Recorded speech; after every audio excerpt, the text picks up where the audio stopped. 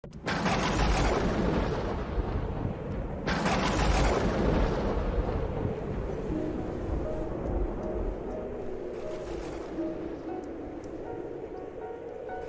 ce temps-là, Jean le Baptiste se trouvait avec 2 de ses disciples, posant son regard sur Jésus qui allait et venait, et il dit, « Voici l'agneau de Dieu. » Les 2 disciples entendirent ce qu'il disait, et ils le suivirent Jésus. Se retournant, Jésus vit qu'ils le suivaient, et leur dit, « Que cherchez-vous » Ils lui répondirent, « Rabbi », ce qui veut dire, « Maître, où demeures-tu » Et leur dit, « Venez et vous verrez. » Ils allèrent donc, ils virent où il demeurait et ils restèrent auprès de lui ce jour-là.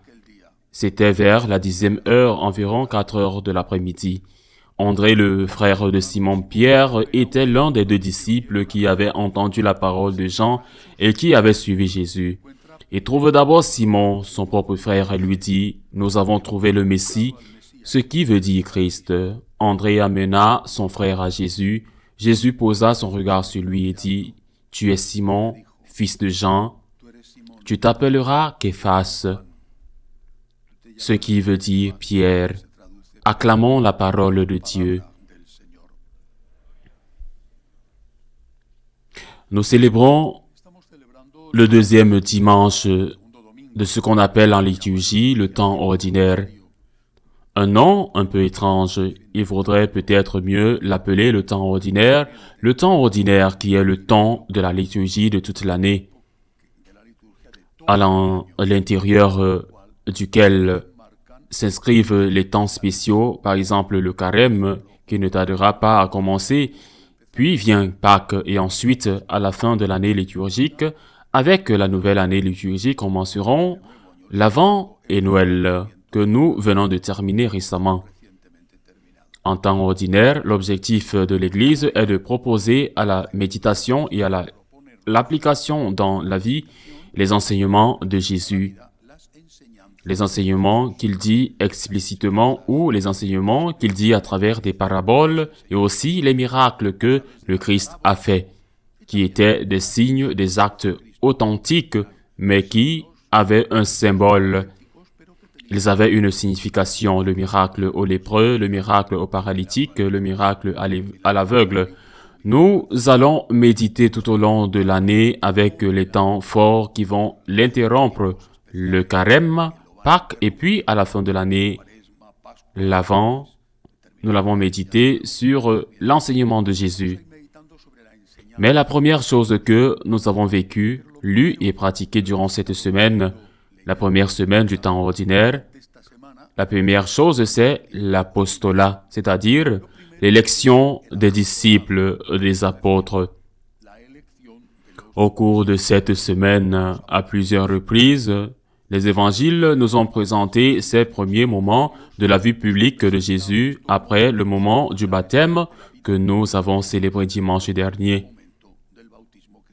Aujourd'hui, alors que nous terminons le 2e dimanche, s'achève cette première étape où, je le répète, l'Évangile nous apprend comment les premiers apôtres sont venus à la suite du Christ.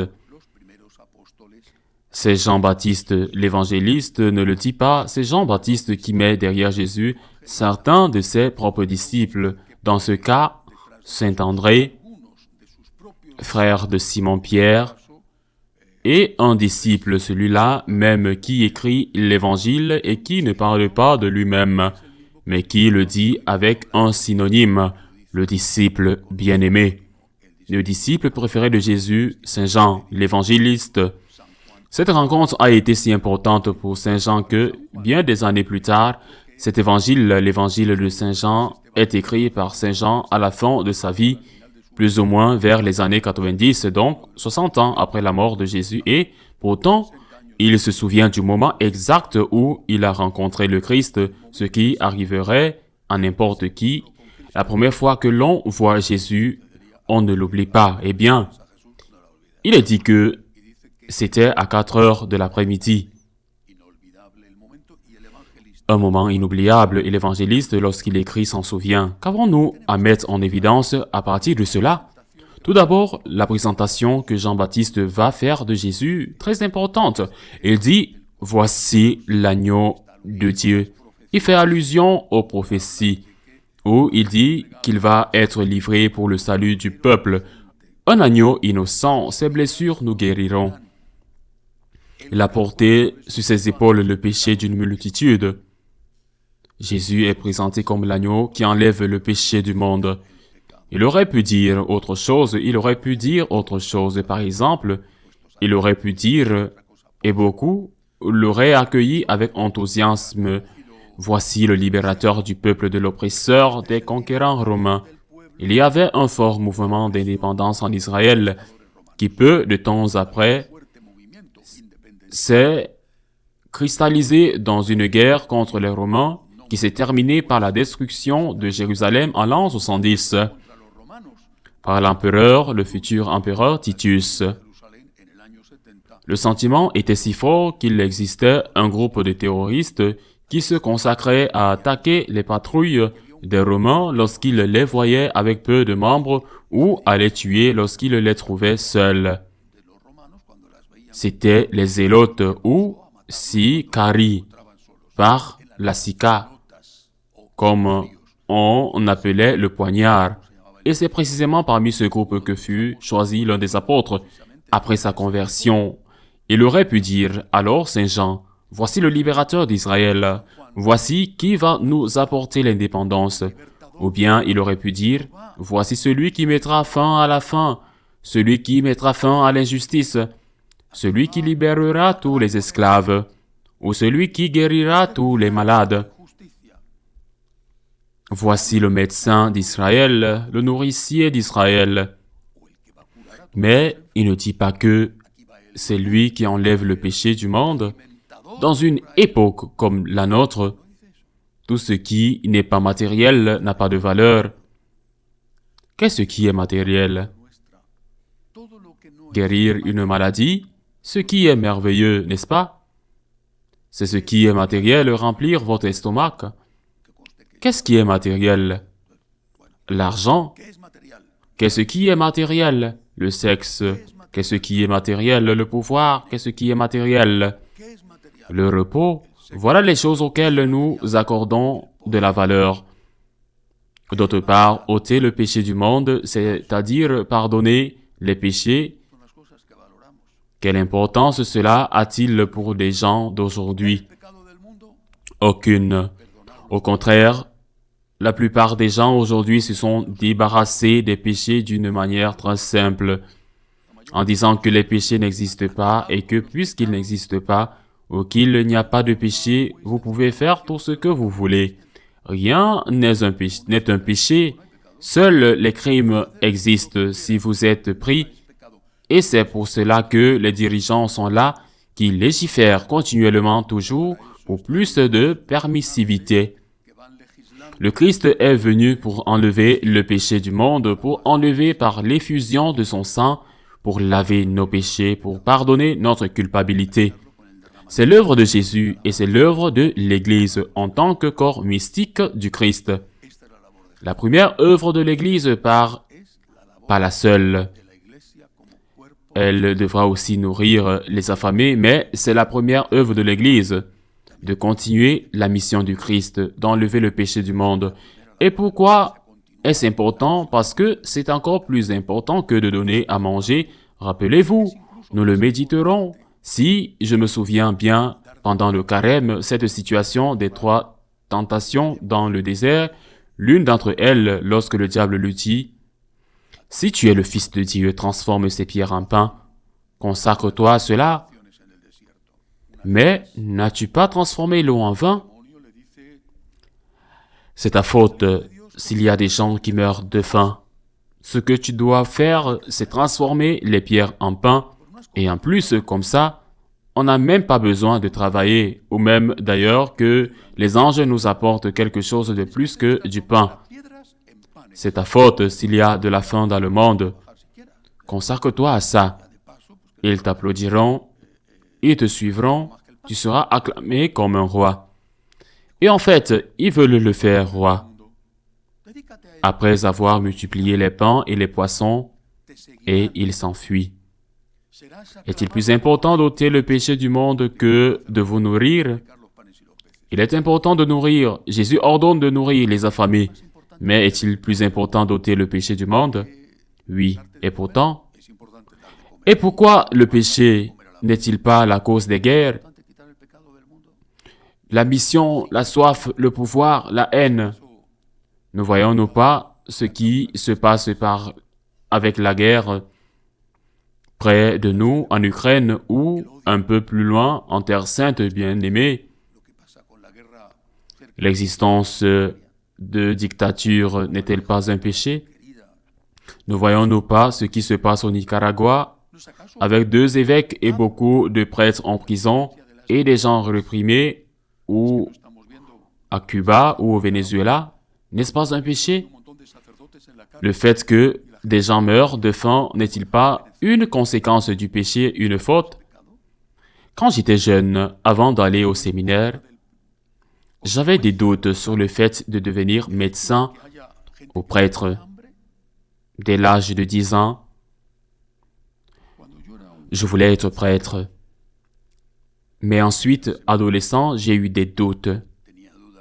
En parlant un jour avec le directeur spirituel de l'école où j'étudiais, un prêtre magnifique, il m'a dit, « Écoute, tu deviens médecin, c'est une chose merveilleuse. J'admire les médecins. Ils sont extraordinaires. Tu vas guérir une personne d'un problème ou pas?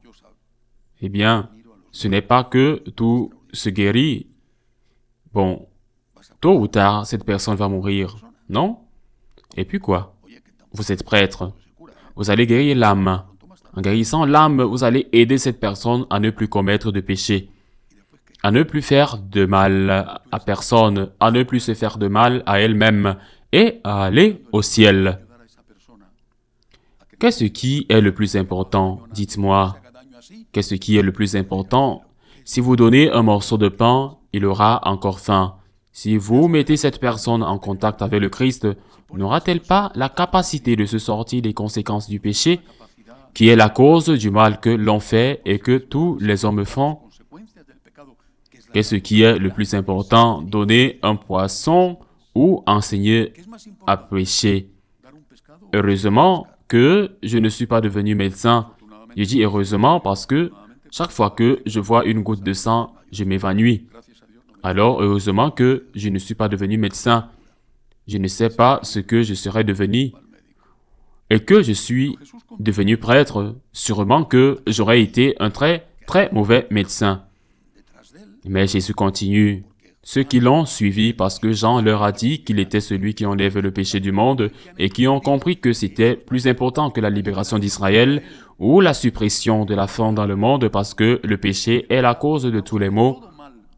Depuis le péché originel jusqu'à aujourd'hui, ceux-là trouvent que Jésus leur dit « Vous me suivez » et ils lui disent « Maître ». Ils l'appellent déjà Maître, celui qui enseigne. Ils ne l'appellent pas guérisseur. Celui qui guérit, ils l'appellent Maître. Ils ont compris que l'enseignement est la première source de rédemption. Ensuite viendra le point culminant qui est l'effusion de sang. Mais d'abord, l'enseignement. « Maître, où habites-tu » leur dit-il. « Viens et vois. Viens et vis avec moi. Fais l'expérience de la vocation. Faites une expérience vocationnelle même si vous êtes mariés, parce que le Seigneur ne vous appelle peut-être pas à quitter votre femme ou votre mari, ce que certains voudraient, mais il vous appelle à avoir une vocation laïque de consécration, à soutenir votre famille et à vivre dans le monde, mais surtout pour les jeunes. Mais surtout pour les jeunes, pourquoi ne pas faire une expérience? Pourquoi ne pas donner une chance à Dieu? J'ai commencé à aller à la messe quand j'étudiais à l'université. Avant d'aller au séminaire tous les jours, je dormais 4 heures. Je travaillais avec mon père dans la boucherie. La nuit, je travaillais avec lui jusqu'à très tard. Je me levais très tôt, 4 heures, 5 heures. Le jour où j'ai dormi aussi longtemps, j'allais à la messe tous les jours. C'était un sacrifice. J'aurais préféré qu'on me coupe les mains avant de cesser d'aller à la messe. Je n'ai pas commencé à aller à la messe quand je suis entré au séminaire. Je suis entré au séminaire parce que j'allais à la messe. Je n'ai pas commencé à prier le rosaire en entrant au séminaire. Je suis entré au séminaire parce que je priais le rosaire tous les jours.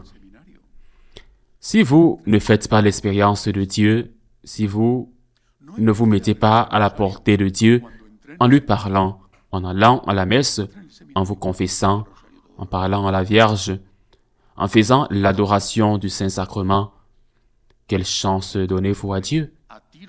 Et si vous ne donnez pas cette chance à Dieu et qu'il vous appelle, que se passe-t-il?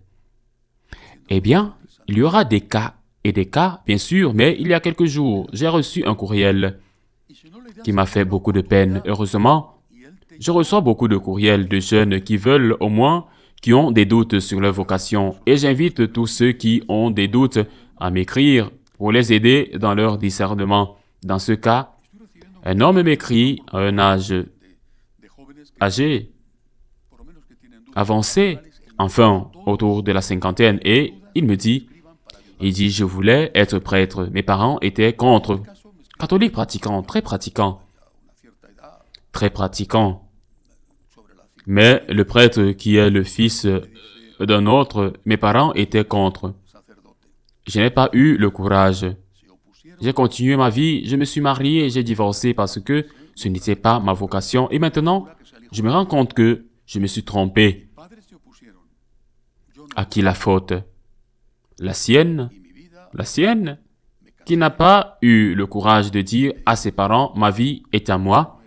Parce que j'allais à la messe, parce que je priais le rosaire, je l'ai dit à mon père, surtout à ma mère, qui était là ou pas. Mais si elle était la main forte de la maison, son fils l'était aussi. Et à 18 ans, je lui ai dit, ma vie est à moi. Tu as épousé qui tu voulais, et je vais faire la même chose. Je vais au séminaire, et si ça te plaît, ça te plaît. Et si ça ne te plaît pas, je vais au séminaire.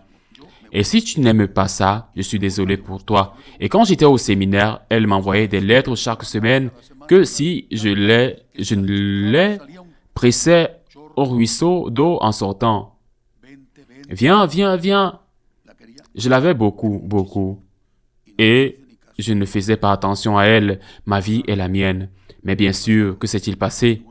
Qu'est-il arrivé à cet homme, un mauvais mari? Parce que ce n'était pas sa vocation. Et peut-être, je ne sais pas aussi, un mauvais père, je ne sais pas, mais un mauvais mari. Parce que ce n'était pas sa vocation. Mettez-vous à la portée de Dieu. Par la prière, par la rencontre avec le Seigneur, donnez-lui l'occasion de vous dire ce qu'il attend de vous, que c'est pour votre bien, que ce n'est pas seulement pour le bien des autres, ce qui est bien sûr le cas, mais que c'est pour votre bien que le premier à bénéficier de la présence de Jésus, c'est vous. Je l'ai su tout de suite et c'est pour ça que je suis entré au séminaire. Je ne peux pas avoir la paix, je ne peux pas l'avoir. J'étais à l'université, je faisais des merveilles, Dieu merci. Il y avait une fille que j'aimais beaucoup et elle m'aimait beaucoup, mais j'ai regardé les nouvelles et toujours les nouvelles qui ont été les mêmes pour toute la vie de Dieu. Des malheurs et des malheurs toujours. Parce qu'il n'y a pas que les malheurs qui font les nouvelles. Eh bien, j'ai regardé des informations, j'ai vu des gens qui souffraient et j'ai dit, je ne peux pas. Je ne vais pas avoir la paix. Je vais être un mauvais mari. Je vais me disputer avec ma femme tous les jours parce que je vais avoir et vouloir faire l'aumône. Et elle va me dire, et tes enfants? Je vais être un mauvais mari. Je vais être un mauvais père. Je ne vais pas avoir la paix. Je dois aider au séminaire, se mettre à la portée de Dieu, lui donner une chance par la prière. Et puis, qu'est-ce qui se passe? C'est ainsi que se termine l'évangile aujourd'hui. Saint André présente son frère Saint-Pierre, qui à l'époque s'appelait Simon, son prénom Simon. Jésus dit, il le regarde comme Jésus a dû le regarder. On dit que les regards de Padre Pio t'ont déshabillé. comme les regards de Jésus devraient être, comme ils devraient être, mais il continue à te regarder. Quand tu te tiens devant le Saint-Sacrement, surtout pendant l'exposition du Saint-Sacrement, comme il te regarde, comme il te regarde, comme il te regarde avec amour, avec miséricorde, avec vérité. Il te regarde, il t'attendait, et il te dit, tu es Simon, le fils de Jonas. Mais c'est fini, hein? Il était marié parce qu'il avait une belle-mère, parce que Jésus guérit sa belle-mère. On ne sait pas si c'est vrai, mais la tradition dit qu'il était marié et qu'il avait une fille. C'était un petit bourgeois. On dirait aujourd'hui, il avait son bateau, il était situé, il avait un plan de vie simple, mais il avait sa vie sur les rails. Mais toi, tu ne vas plus être Simon, le fils de Jonas, le propriétaire du bateau. Maintenant, tu vas être Céphas, Képhas, qui veut dire tête. Pierre, qui veut dire Pierre, tu ne vas pas pêcher des sardines, ou plutôt ces poissons pleins d'épines, qui sont tout à fait immangeables, qui sont ceux qui peuplent le lac de Génézareth. Tu vas faire quelque chose de plus important, tu vas devenir un pêcheur d'hommes. Qu'est-ce qui se serait passé? Ce n'est pas facile, je veux dire. Ce n'est pas difficile à imaginer si Saint-Pierre lui avait dit « Hé, mais regarde, s'il te plaît, j'ai déjà ma vie. Voici Jean, un adolescent que tu veux. Non? Prends celui-ci ou l'autre. L'autre? Moi? Qu'est-ce qui se serait passé? Nous n'aurions certainement pas eu celui qui aurait confessé pour la première fois la divinité du Christ d'une certaine manière, n'est-ce pas? Et moi, je vous dis que ce n'est pas la chair et le sang qui vous l'ont révélé, mais mon Père qui est aux cieux. Vous êtes Pierre. Vous auriez raté cet homme à la tête de l'Église. Il aurait choisi quelqu'un d'autre, mais surtout qu'aurait raté Pierre. Qu'aurait-il été un étranger, un pêcheur, sur un petit lac? Voilà ce qu'il aurait été. Voilà ce qu'aurait été sa vie. Ce n'est pas une mauvaise vie. Ce n'était pas une mauvaise vie. Ce n'était pas un mauvais homme. Ce n'était pas un mauvais homme. Ce n'était pas un mauvais homme. Pas une mauvaise vie. Pas une mauvaise profession. Pas un bandit de grand chemin. Non. Un homme bon, soi-disant, un bon mari et un bon père. Et c'est tout. Qu'est-ce que vous voulez être avec votre vie? C'est ce que Jésus nous dit. Que voulez-vous faire avec votre vie?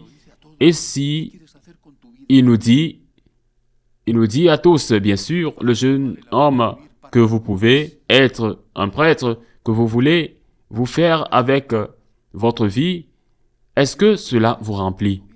Que veux-tu faire de ta vie? Ne penses-tu pas qu'il vaut la peine de vivre pour quelque chose de plus que gagner et dépenser? Est-ce là que tu veux faire de ta vie? N'y a-t-il pas des choses de plus importantes? Non-laïcs franciscains de Marie et beaucoup d'autres qui ne sont pas franciscains de Marie savent parfaitement qu'il y a beaucoup plus de choses. Suivre le Christ, se mettre au service du Christ en tant que laïc, laïc marié, père de famille, mère de famille, prêtre religieuse, se mettre au service du Christ. Le Seigneur a besoin de nous, mais nous avons besoin du Seigneur plus qu'il n'a besoin de nous. Il a besoin de nous et il dit « Priez le maître de la moisson d'envoyer des ouvriers dans sa moisson, car la moisson est abondante et les ouvriers sont peu nombreux. » Le Seigneur a besoin de nous, mais nous avons besoin du Seigneur bien plus qu'il n'a besoin de nous. Et pourquoi avons-nous besoin de lui? Eh bien, pour être heureux sur terre, parce qu'il est le seul à nous donner le bonheur, et nous avons besoin de lui pour aller au ciel. Ainsi soit-il.